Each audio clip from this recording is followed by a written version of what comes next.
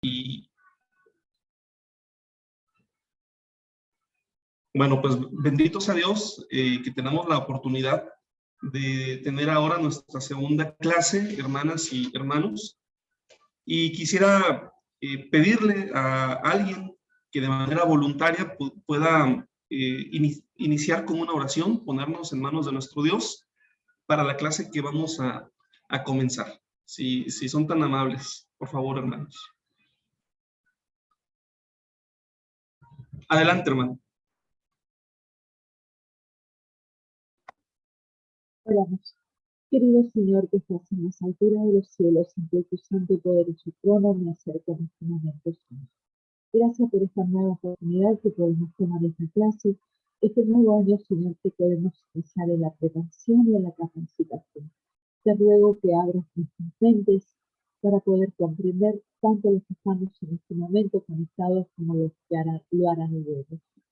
Date con cada uno de mis compañeros, en especial con el pastor Ezra.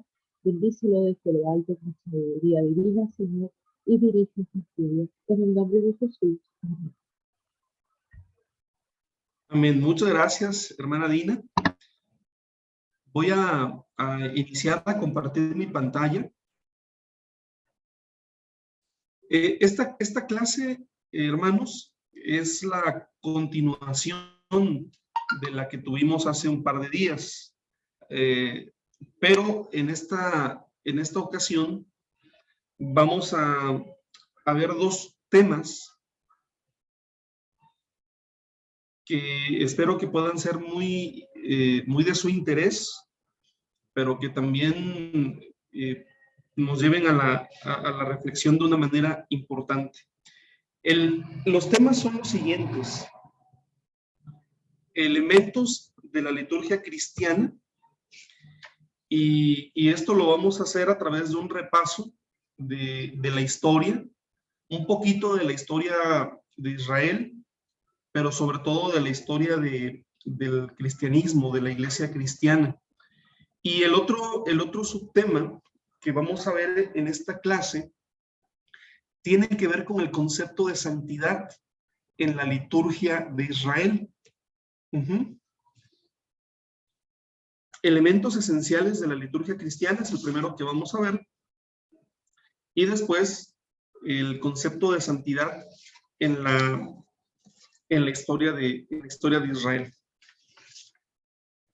Pero antes de pasar ya de lleno a la exposición, quisiera que nos diéramos un tiempo para poder tener un repaso breve de la clase anterior. Y vamos a partir de esta pregunta, hermanos. ¿Qué hicimos la clase pasada? ¿Verdad? Así que, bueno, no hay respuestas equivocadas de antemano, no hay respuestas que estén mal. Simplemente nos vamos a retroalimentar sobre qué fue lo que hicimos la clase pasada. Así que, por favor, quienes tengan el deseo de darnos su opinión, lo pueden hacer. Solamente abra su micrófono y les escuchamos.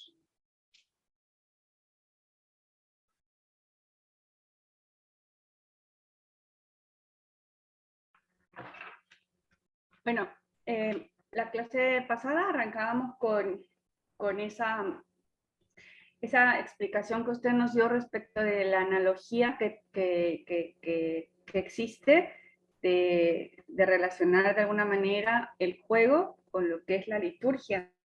Y bueno, era interesante mirar, ¿no?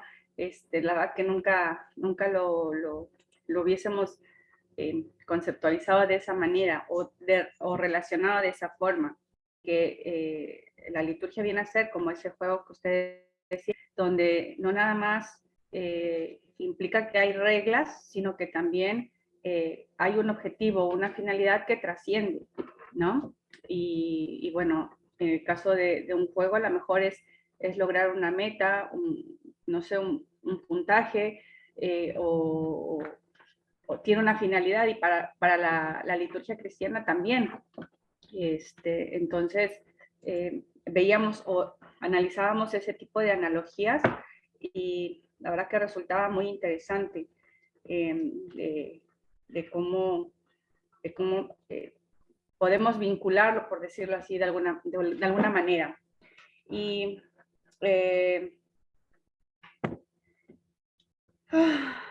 nos hablaba sobre lo que era la liturgia, de cómo surge desde el Antiguo Testamento, ¿no? Que es, la verdad que a mí me pareció muy interesante el hecho de poder mirar cómo nunca había reparado en lo que usted nos hizo hincapié de todas las veces que Moisés habla con el faraón y le pide que libere al pueblo porque Dios así lo exige, y nunca reparé en la lectura de que siempre repite lo mismo, ¿no? ¿Cuál era el motivo? La finalidad era que Dios pedía que su pueblo le adorara y le sirviera en el desierto. Hablaba sobre esa parte de la liturgia desde el Éxodo.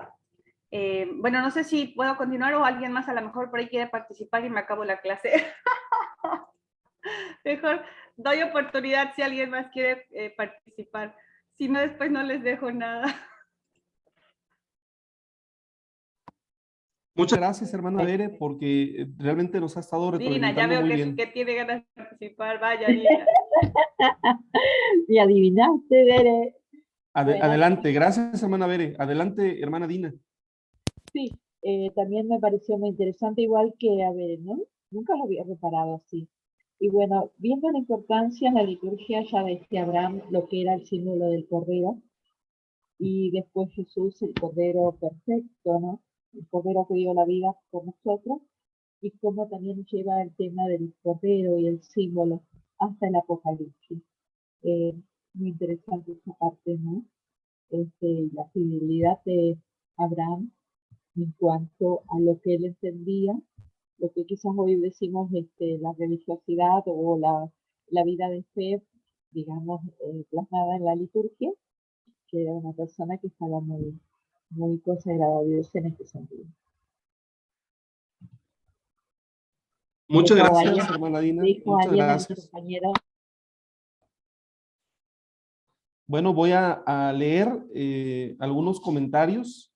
La hermana Liti Rinas escribió: buenas tardes, paz a todos. Sí, tengo el micrófono encendido, ¿verdad? Ah, sí. Dice: buenas tardes, paz a todos. A mí me pareció muy interesante comparar la liturgia con un juego. Nunca lo vi de esa manera. De allí se encuentra escondido esa pasión de ver el futuro, lo que queremos ser. Muy bien, muchas gracias, hermana Liti. Saben que ayer empecé a leer los comentarios en el foro y bueno, encuentro que este tema de la metáfora del juego nos ayuda mucho, ¿verdad? Eh, eh, por ejemplo, hay juegos que sí nos gustan y hay juegos que no nos gustan. Eh, Hay liturgias que nos gustan y otras que no nos gustan, ¿no? Eso también es algo muy, muy cierto. Quisiéramos que nuestro equipo favorito jugara de una manera. A veces quisiéramos que la liturgia fuera de una manera distinta a como es. Bueno, las metáforas, por un lado, no alcanzan a explicar eh, con toda la profundidad lo que intentan expresar, pero por otro lado también nos dan un mundo de posibilidades para poder seguir comprendiendo esto, ¿no? Por algo Jesús mismo utilizaba metáforas para hablarnos acerca del reino de Dios. Bueno, ¿alguien más, hermanos, quiere comentarnos, verdad? Ya hemos platicado un poquito, nuestras hermanas nos han comentado acerca de la metáfora del juego, también acerca del tema del éxodo, ¿verdad? Que sí, también a mí me parece bastante interesante.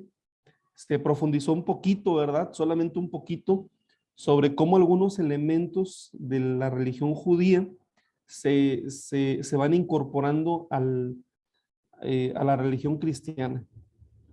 Pedro escribió: el faraón está dispuesto a concertar un compromiso con él y el conflicto radica en la libertad de culto de los israelitas. ¿Sí? ¿Alguien quisiera comentarnos, hermanos, sobre el término culto, sobre el término liturgia. Recordarán que también vimos eso.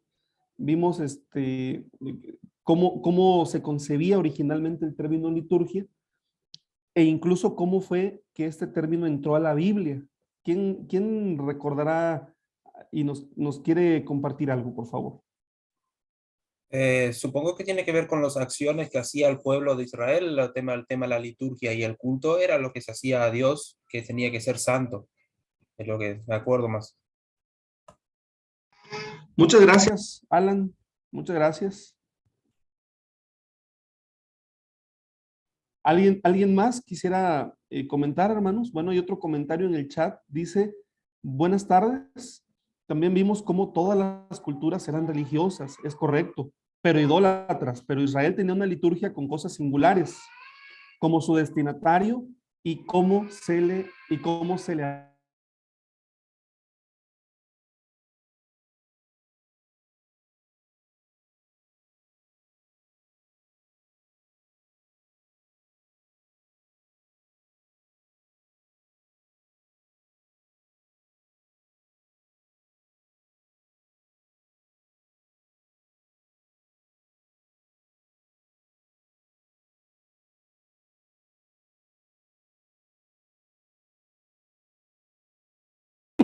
Ok, ya se reinició. Ya se reinició la grabación. Ok, bueno, si no hay un comentario final, vamos a iniciar, hermanos, con la presentación.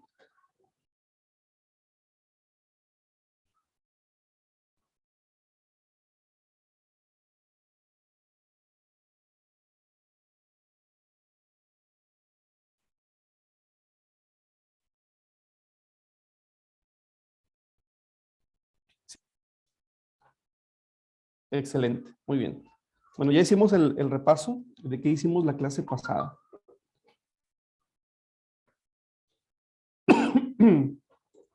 Vamos a iniciar con un poco de historia.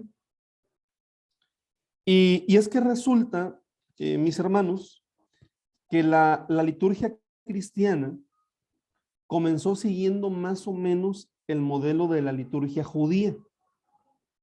De la liturgia judía del primer siglo, podríamos a completar, ¿no? ¿Por qué fue esto así? Pues tenemos que entender que históricamente la liturgia judía era el modelo que ellos tenían a la mano, ¿verdad? Y desde donde había surgido el cristianismo. Recordamos que los primeros cristianos, que los primeros creyentes eran de origen judío, hermanos, ¿sí? Históricamente hubo una transición y en un inicio eran considerados por los mismos judíos como una secta más, hermanos, dentro del espectro amplio de la religión judía. La religión judía del primer siglo, hermanos, era, podríamos decir realmente que era distinta a lo que conocemos actualmente como religión judía, en el sentido del pluralismo que había en aquel entonces, ¿verdad? Dentro de ella podrían converger diferentes grupos. En algunos libros se les llama sectas. A título personal, no me gusta mucho esa definición, hermanos, porque en la actualidad hablar de sectas generalmente ya tiene una connotación negativa, pero más bien podríamos hablar de escuelas de pensamiento dentro de la religión judía, ¿no? Ustedes las conocen. Estaba la escuela de pensamiento de los fariseos, estaba la escuela de pensamiento de los saduceos o saduquitas, estaba, por ejemplo, la de la comunidad de Qumran, ¿verdad? Que la historia, bueno, hoy se habla mucho de ellos como una parte, pues, importante de la historia. Había diferentes escuelas de pensamiento y todas entraban, hermanos, dentro de lo que era el amplio mundo de la religión judía. Cuando el cristianismo surge, hermanos, pues se asume desde un principio, ¿verdad?, por los judíos y por la sociedad, que el cristianismo era una más de las escuelas de pensamiento que surgían dentro del mundo religioso de Israel, ¿verdad? Y bueno, nosotros podemos ver, por ejemplo, en el libro de los Hechos de los Apóstoles, podemos ver a la iglesia, a los primeros creyentes, en el templo de Jerusalén, hermanos. Los podemos ver en el templo como cualquier judío, ¿verdad? Los podemos ver en el patio predicando. Los podemos ver, por ejemplo, ofreciendo sacrificios. En el libro de Hechos de los Apóstoles, el apóstol Pablo, hermanos, llega a Jerusalén y llega a ofrecer sacrificios, hermanos. ¿Sí? Vemos, por ejemplo, también a la iglesia, ¿verdad? Dentro de las sinagogas judías. El libro de los Hechos de los Apóstoles menciona en varias ocasiones que el apóstol Pablo iba a diferentes ciudades y que el día de reposo o los días de reposo, fiel a su costumbre, él acudía a las sinagogas. ¿Sí me explico, hermanos? Entonces, bueno, vemos, ¿verdad?, que hubo un momento de transición, pero en esa transición los creyentes todavía participaban de la sinagoga, participaban en cierto modo del tema del culto en el templo de Jerusalén, ¿sí? El templo de Jerusalén, alrededor del 72 de nuestra era, es destruido, ¿verdad? Y bueno, la misma religión judía sufre una reconfiguración muy fuerte, ¿verdad? Ya no hay templo, ya no hay templo donde adorar, y tienen ellos que cambiar, ¿verdad? Es toda una transición. Pero bueno, todo esto lo menciono, ¿verdad? Para dejar como base que la liturgia cristiana siguió en muchos aspectos el modelo de la religión judía. Ahora, ¿cómo era entonces la liturgia cristiana, hermanos? Bueno, la liturgia cristiana era mayormente ceremonial, ¿sí? ¿Qué significa esto? Que la mayoría de las cosas giraban en torno a las ceremonias. Las ceremonias eran la cena del Señor y el bautismo, hermanos. La cena del Señor y el bautismo. Son las ceremonias más importantes, por cierto, que nosotros en la actualidad también tenemos, ¿sí? Pero también, hermanos, poco a poco se fueron incluyendo otro tipo de ceremonias con el paso del tiempo, ¿no?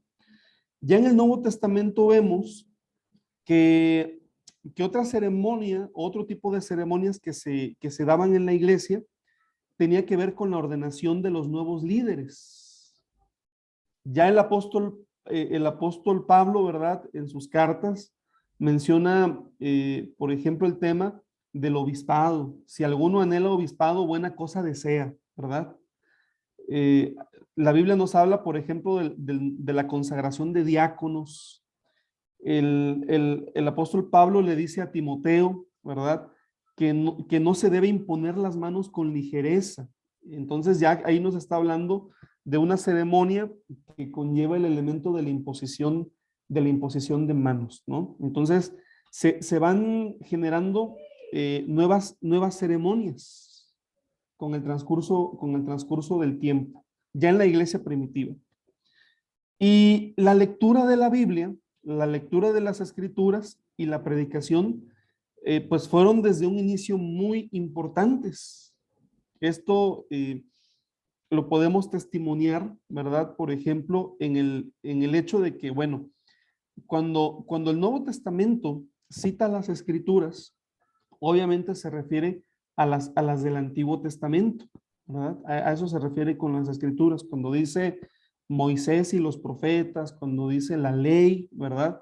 Está haciendo una referencia a las escrituras de la Biblia hebrea, ¿sí? Y Y esas escrituras son el sustento para validar el acontecimiento de la fe cristiana, ¿verdad? Que está basado en la vida, la muerte y la resurrección de Jesucristo. La predicación está basada en esto, ¿sí? En el acontecimiento de Cristo y cómo las mismas escrituras del Antiguo Testamento son la base para poder confirmar lo que la iglesia cree, ¿verdad? La promesa, ¿verdad?, del Mesías y su cumplimiento en Jesucristo, los apóstoles están firmemente convencidos que eso estaba profetizado desde el Antiguo Testamento.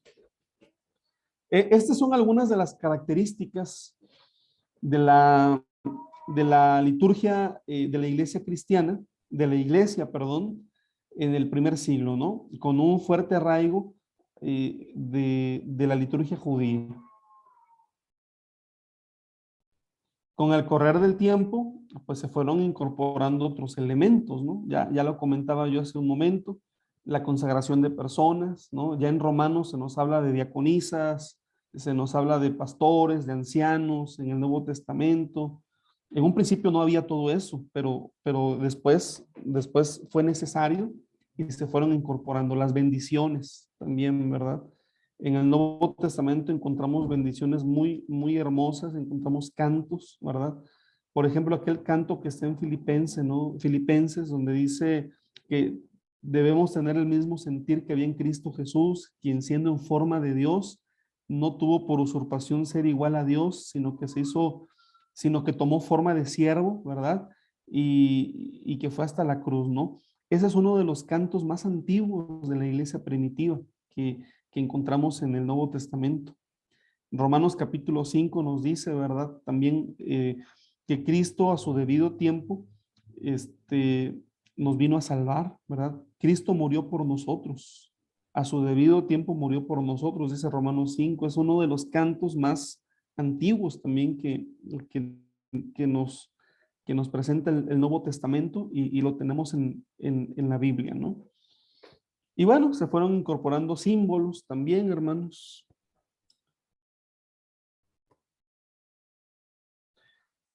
Pero después, la iglesia va cobrando una institucionalización, ¿verdad?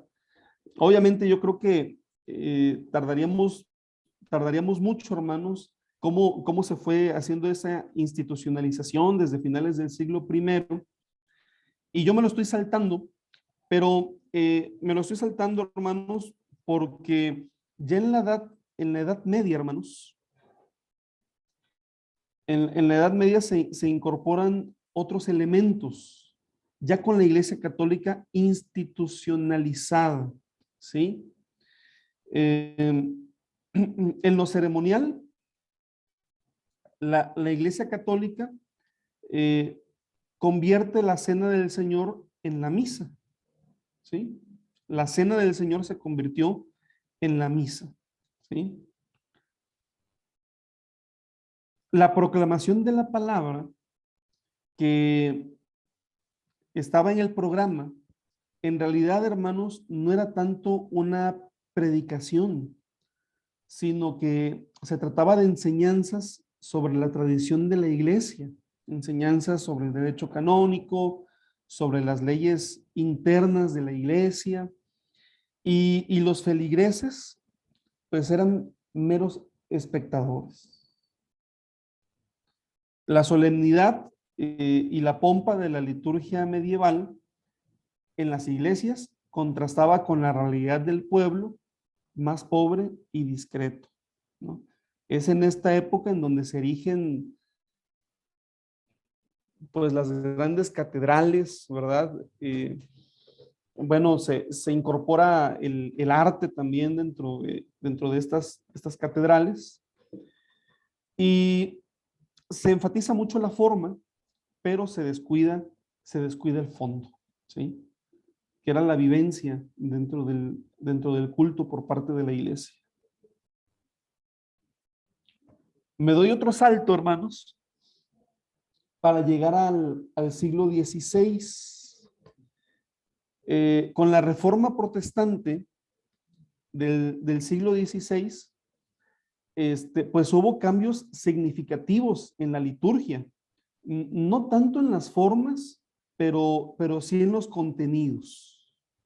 Y el mayor cambio, hermanos, se dio en el enfoque del culto, porque las ceremonias continuaron formando parte de la liturgia protestante, pero ya no eran lo central dentro del culto, sino que se colocó la predicación como lo más importante, ¿no? Y de allí, hermanos, de la Reforma Protestante viene esta herencia, ¿no? De que hoy se concibe, ¿verdad? Sobre todo en las iglesias tradicionales, que la predicación de la palabra es lo más importante del culto, ¿no? La predicación es lo más importante.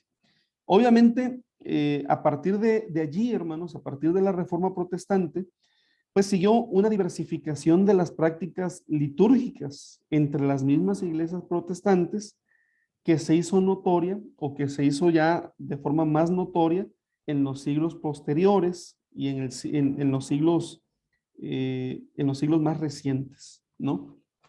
Por ejemplo, en la Reforma Protestante, uno de los postulados es el de solo la Escritura, a diferencia, por ejemplo, de la Iglesia Católica, ¿no? Que ellos dicen, bueno, es la Escritura, pero además es la tradición, porque a través de la tradición explicamos la Escritura, ¿no? No había traducciones de la Biblia, la gente no podía acceder a la lectura de la misma ni a la comprensión de la misma porque la Biblia estaba en latín, ¿sí?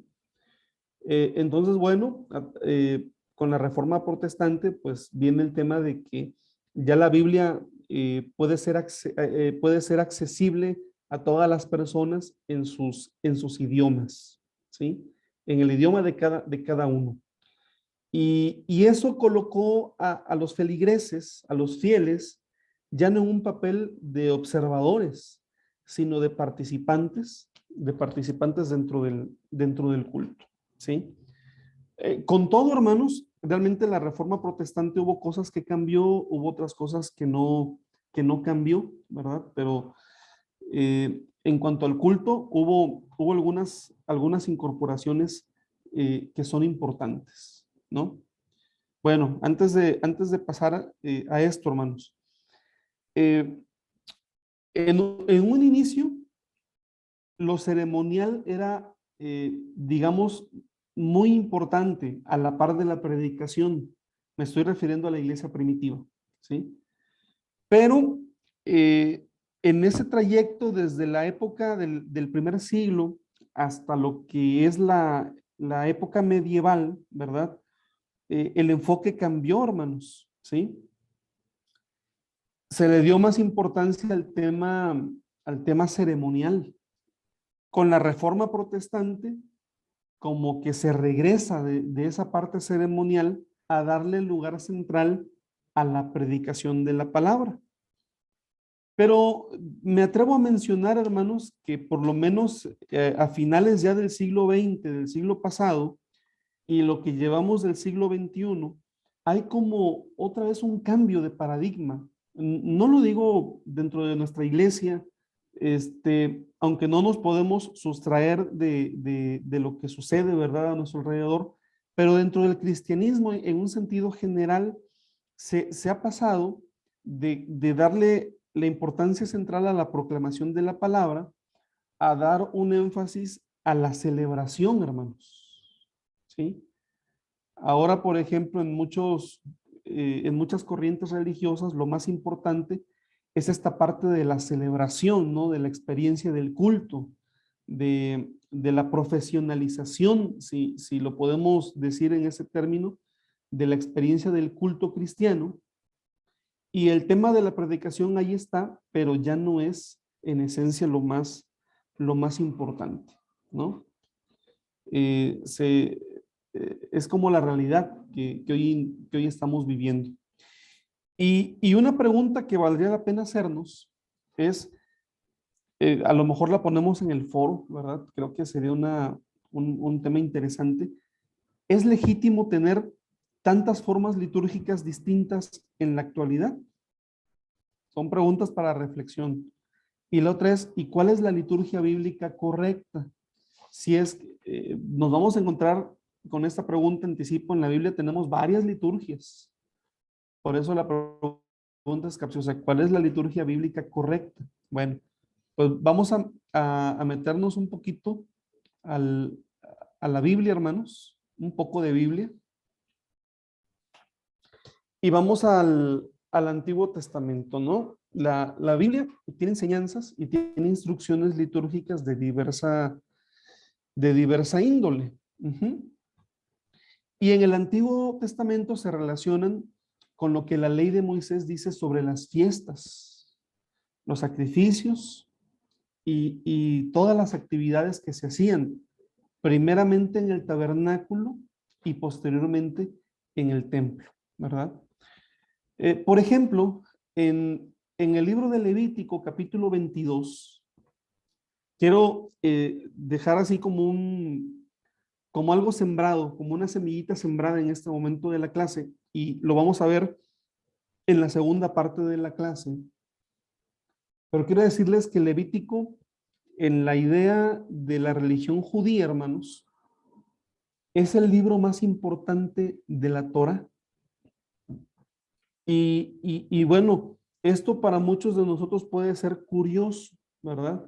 Porque a lo mejor alguien puede decir, no, yo creo que el más importante es Éxodo, porque nos habla de la ley y ahí están los 10 mandamientos. Bueno, el libro más importante, hermanos, es Levítico dentro de la religión judía. En la religión de Israel hay algunas clasificaciones que son interesantes y que las vamos a terminar viendo también el día de hoy. Pero, por ejemplo, aunque la Biblia hebrea básicamente consta de los libros que nosotros conocemos y aceptamos como el Antiguo Testamento, hay un consenso, ¿verdad?, de que los libros más importantes dentro de la Biblia hebrea son los que conforman la Torá, o los que conocemos como el Pentateuco, ¿no? Génesis, Éxodo, Levítico, Números y Deuteronomio, ¿no? En esa idea, ¿no? Y no es nuestra, sino de la religión de Israel, ¿no? Dentro de toda la Biblia hebrea, estos son los más importantes. Bueno, pues aún dentro del cuerpo de la Torá, el más importante es Levítico, ¿sí? Lo menciono así, lo dejo como una semilla, ¿verdad? Y al ratito lo platicamos a detalle. Bueno, en Levítico 22 hay instrucciones, ¿sí? Para la celebración de las fiestas. Ahora, más que en el 23, perdón, también se celebran las fiestas. Más que fiestas, hermanos, en el sentido de nuestra cultura contemporánea, son ceremonias, ¿verdad? Una versión de la Biblia habla de festivales.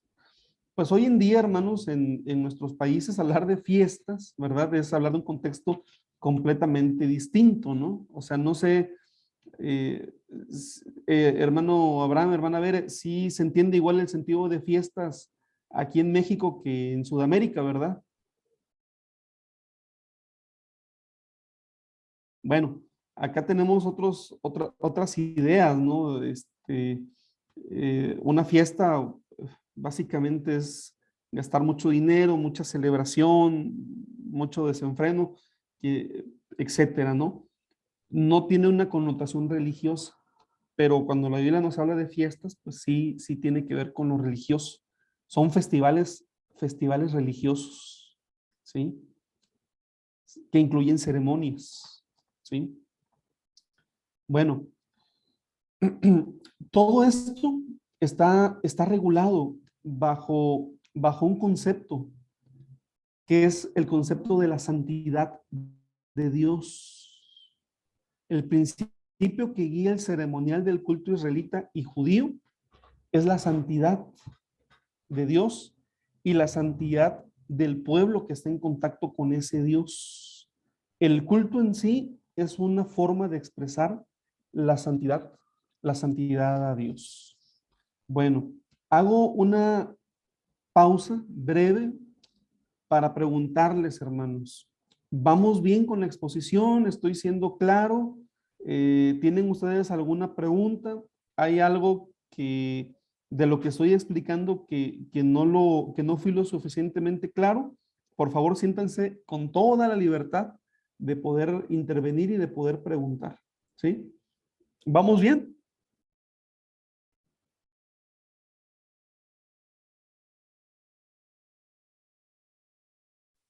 Bueno, muchas gracias.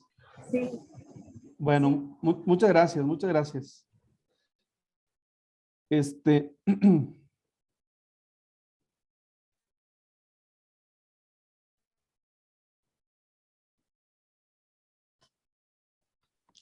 Cuando veíamos la clase pasada, el paradigma del éxodo, ¿verdad?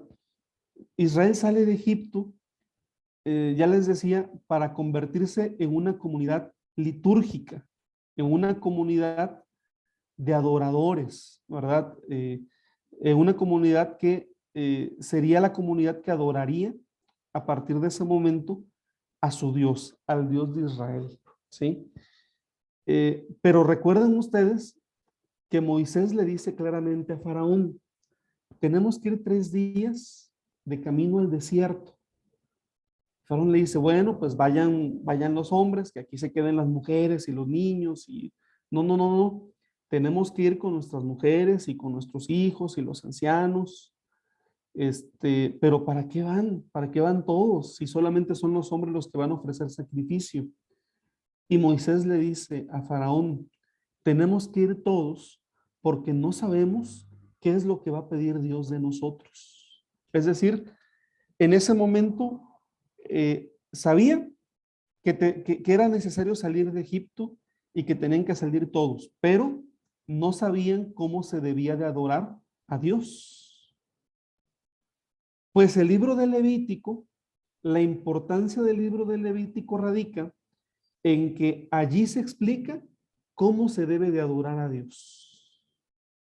Se explica en qué lugares, se explica qué tipo de ofrendas, qué tipo de sacrificios, quiénes pueden ofrecerlas, quiénes pueden oficiar, es decir, todo el aparato litúrgico, todo el aparato ceremonial está basado y está contenido en el libro de Levítico, ¿sí?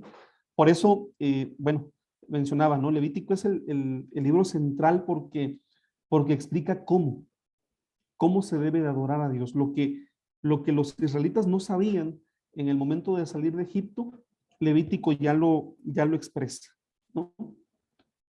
Y todo tiene que ver con la santidad de Dios.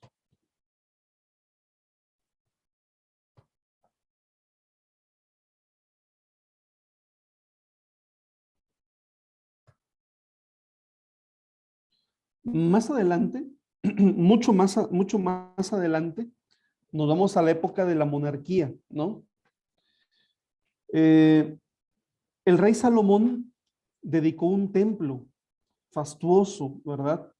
La Biblia nos dice que hubo una gran celebración, que hubo un culto gigantesco, lleno de sacrificios, con muchas ofrendas, con mucha música, ¿verdad?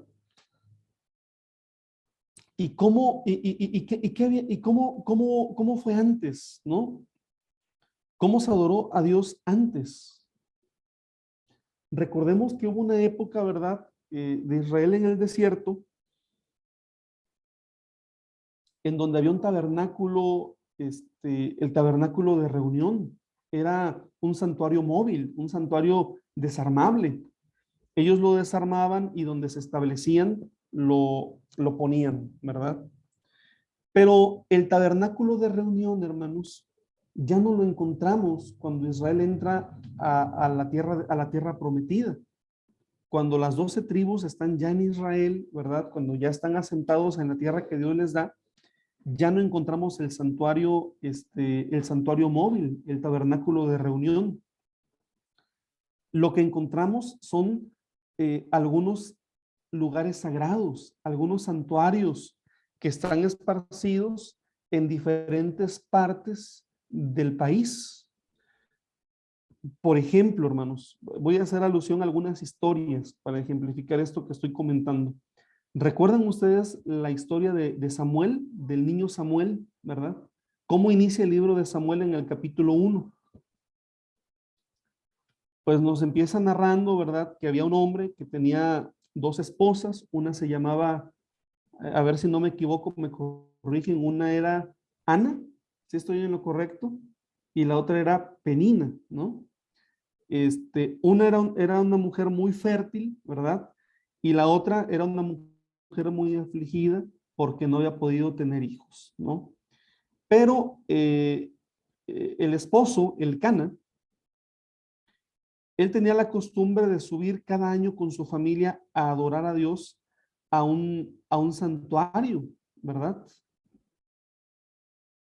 Dice el primer libro de Samuel, capítulo 1, versículo 3, dice, y todos los años aquel varón subía, ¿verdad? De su ciudad para adorar y para ofrecer sacrificios a Jehová de los ejércitos. ¿En dónde, hermanos? En Silo, donde estaban dos hijos de Elí, Ofni y Finés, sacerdotes de Jehová.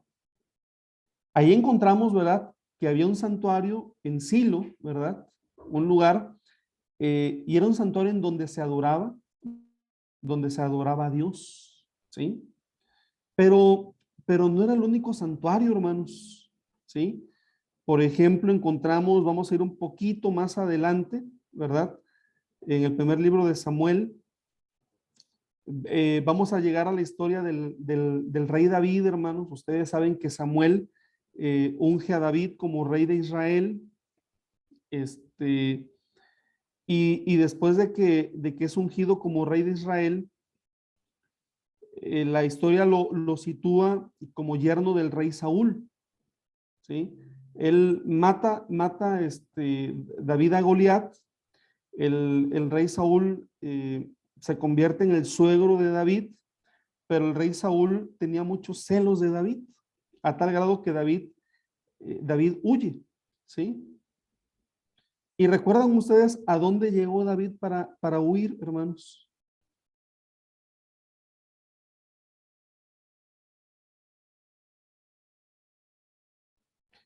¿Recuerdan ustedes? Llegó hasta una cueva, pero no me acuerdo el lugar ahora. A una cueva. Bueno, pero antes de la cueva, antes de la cueva de Adulam, ¿no? A un lugar donde estaban los sacerdotes de Jehová. Exacto, es correcto, ¿verdad? A un lugar donde estaban los sacerdotes de Jehová. ¿Qué lugar era, hermanos? ¿Tenemos el dato? Bueno, vamos al primer libro de Samuel. Si me pueden apoyar buscando este dato. Permítame un momento, estaba tratando de hacerlo con mi Biblia digital, pero lo voy a hacer con la Biblia,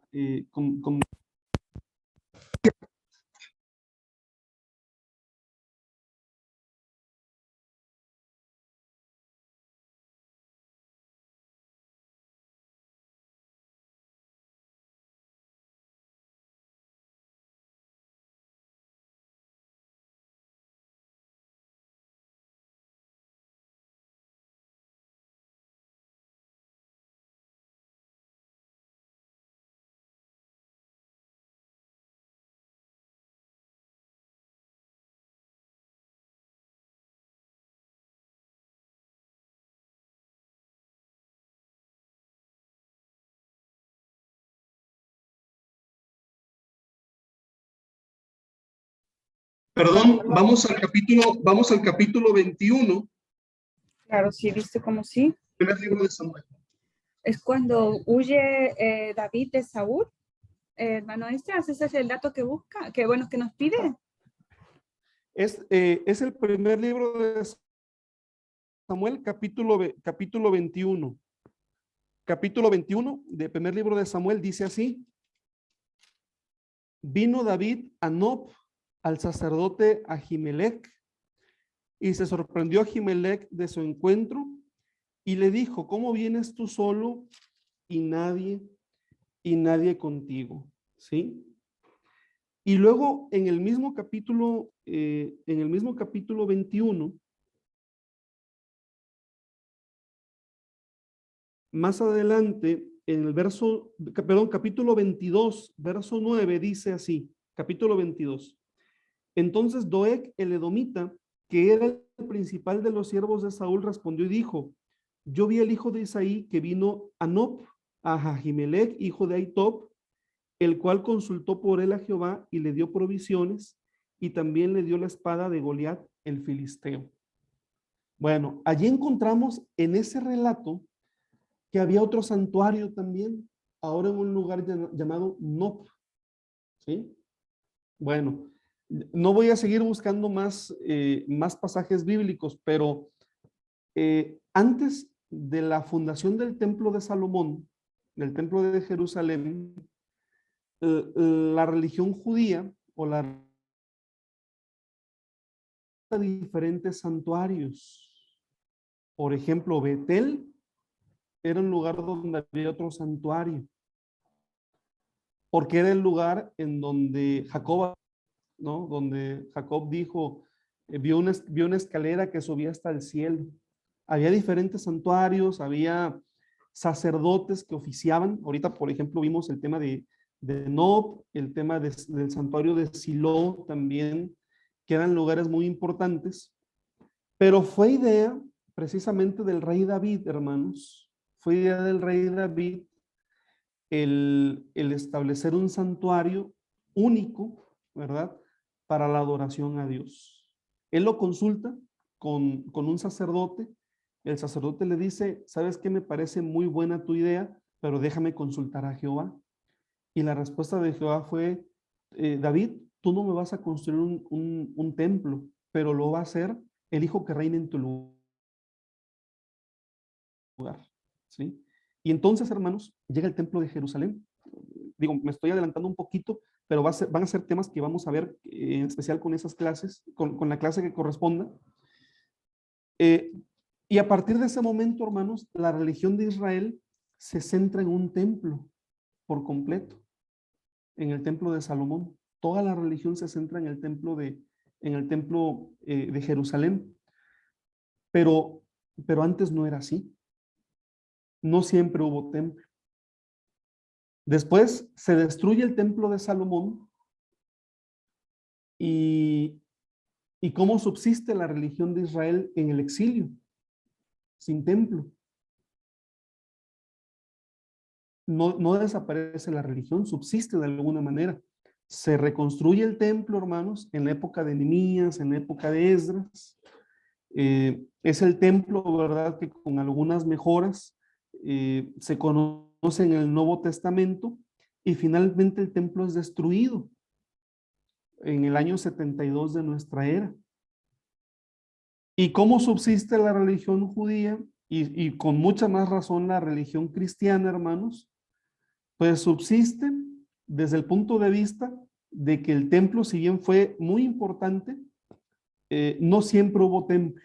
Hubo momentos de la religión en donde no hubo, donde no había templo. Bueno, el asunto es, ¿verdad?, que Salomón hizo una gran fiesta, ¿verdad? Hizo una gran fiesta para consagrar el templo de Dios. Regreso a la presentación.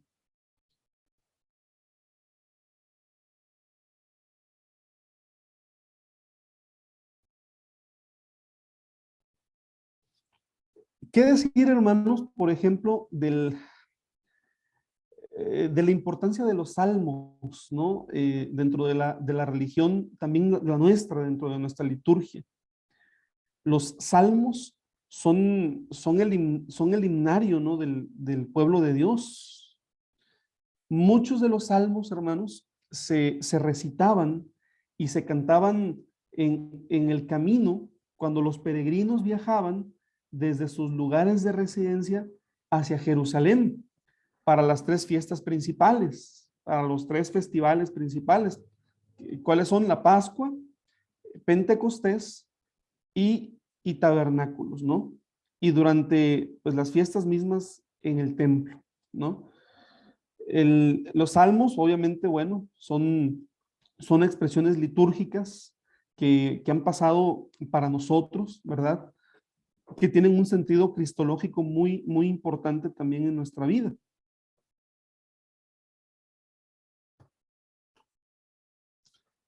Y vamos al Nuevo Testamento.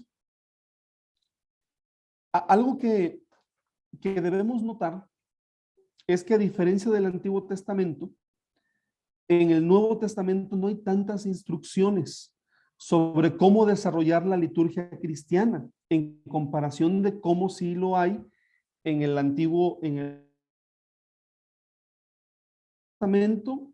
Se habla bastante de la adoración a Dios en términos más bien generales, y se dan instrucciones específicas sobre el culto público.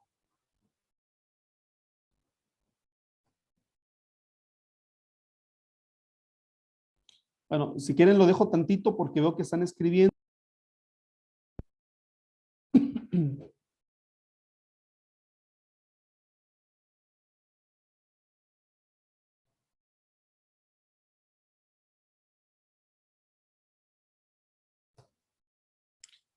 Y hablando de principios generales,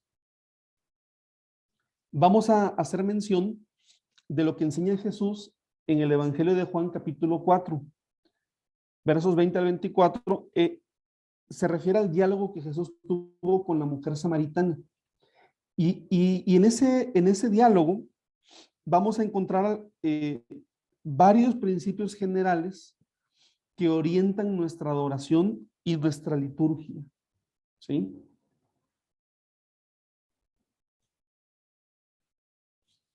Por ejemplo, en los versos 20 y 21, Jesús enseña que el lugar de adoración ya no es tan importante como lo fue en tiempos pasados. Dice así, bueno, dicen los versos 20 y 21 lo siguiente: nuestros padres adoraron en este monte, dice la mujer samaritana refiriéndose a Gerizim, y vosotros decís que en Jerusalén es el lugar donde se debe adorar.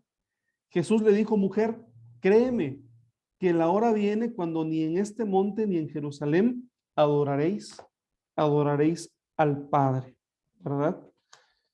El lugar de adoración ya no es tan importante, en palabras de Jesús, como lo fue en los tiempos pasados. Y esto hace que nosotros nos preguntemos, hermanas y hermanos, ¿cuánta importancia le damos hoy a los lugares de adoración? Templos, santuarios, escenarios, ¿verdad?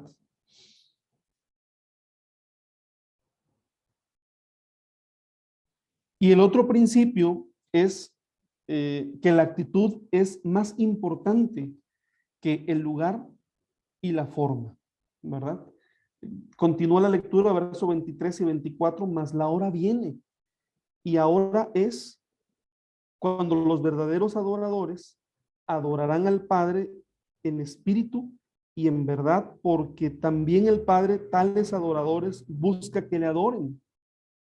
Dios es espíritu, y los que le adoran en espíritu y en verdad es necesario que le adoren, ¿sí? En nuestros días, hermanos, además de darle importancia a los lugares, pues también le damos importancia a las formas, ¿sí? Esa es la realidad. Pero la pandemia, para citarla, ¿verdad? Nos ha hecho pensar de nuevo en estos aspectos importantes de la adoración. Ahora los creyentes en sus casas, cuando hay dificultades para congregarse, nosotros sabemos si tenemos o no las actitudes correctas. No hay otras personas cerca, no hay directores de alabanza que animen a los creyentes a estar contentos o a decir amén. Estamos prácticamente solos, cantando solos, orando solos, y en algunos países hemos llegado a celebrar la cena del Señor solos. Y bueno, en esa soledad, pues nosotros sabemos si tenemos actitudes correctas. ¿Sí? La actitud es más importante que el lugar y la forma.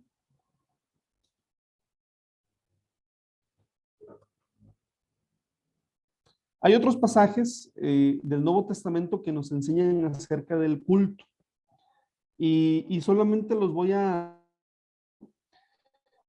por ejemplo, la primera carta a los Corintios 11 regula varias cosas, entre ellas la cena del Señor. La primera carta a los Corintios 14, del 26 al 40, también regula varias cosas, entre ellas el uso de los dones durante el culto, ¿sí? Y la primera carta a los tesalonicenses, ¿verdad? También aparece una lista de elementos y acciones que forman parte del culto público, ¿sí? Fíjense, haciendo alusión a la cita de primera carta a los Corintios 14, al final de esta sección aparece un texto bíblico que se ha utilizado para justificar un estilo particular de culto, porque dice y en orden, ¿sí?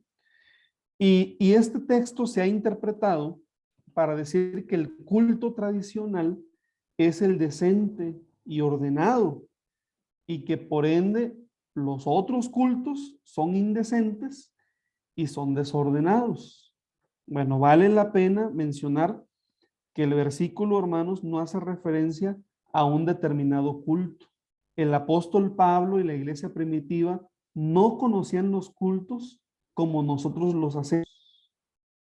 Eran distintos, así que no hace referencia cuando dice la Biblia, hágase todo decentemente y con orden, para validar un culto o una forma de culto en especial. Más bien, se refiere a los asuntos que se están regulando en el propio pasaje, ¿sí? En el propio verso bíblico. Y, por ejemplo, en la primera carta a Tesalonicenses 5, del verso 16 al 22, pues en primer lugar, aparece la indicación de estar siempre gozosos. Así inicia el texto bíblico, ¿no? Dice que tenemos que estar siempre gozosos, dando a entender que el culto cristiano es un espacio para expresar la alegría de los creyentes cuando se reúnen para adorar, ¿sí? Estad siempre gozosos. Y eso nos debe ayudar a reflexionar, porque, hermanos, lamentablemente muchos cultos no son gozosos, sino tristes. No me estoy refiriendo a un tipo de culto en particular, ¿verdad? Una liturgia puede ser conservadora, pero puede ser gozosa, ¿verdad? Pero hay muchos cultos que no son gozosos. Y tendríamos que reflexionar que algo no está bien si no hay gozo en nuestros cultos. También, por ejemplo, aparece en este pasaje, ¿verdad? La oración y la acción de gracias, que deben de estar siempre presentes en nuestros cultos. Probablemente la oración se refiere a algo más general, hermanos, ¿no? Como a oraciones, lo que conocemos como oraciones congregacionales, y las acciones de gracias a los testimonios públicos de los creyentes, ¿no? Y bueno, ¿qué falta nos hace, verdad? El tener testimonios en nuestros cultos, ¿sí? Luego viene, por ejemplo, el no apagar al espíritu, no aprisionar, no menospreciar las profecías, ¿sí? Y bueno, las profecías pueden entenderse como el mensaje de Dios expresado a través de la predicación, a través de la enseñanza, que son parte del culto público, hermanos. Bueno, vamos a hacer una pausa, pero quiero dar lugar, si hay alguna pregunta, hermanos, en este momento hasta donde vamos, antes de la pausa. Y si no es así, entonces nos vemos en 10 minutos. ¿Les parece bien? Son las 6:04. Nos podemos ver a las 6:15. Bueno, son 7:04 allá, ¿verdad? 7:04. En 10 minutos nos podemos ver.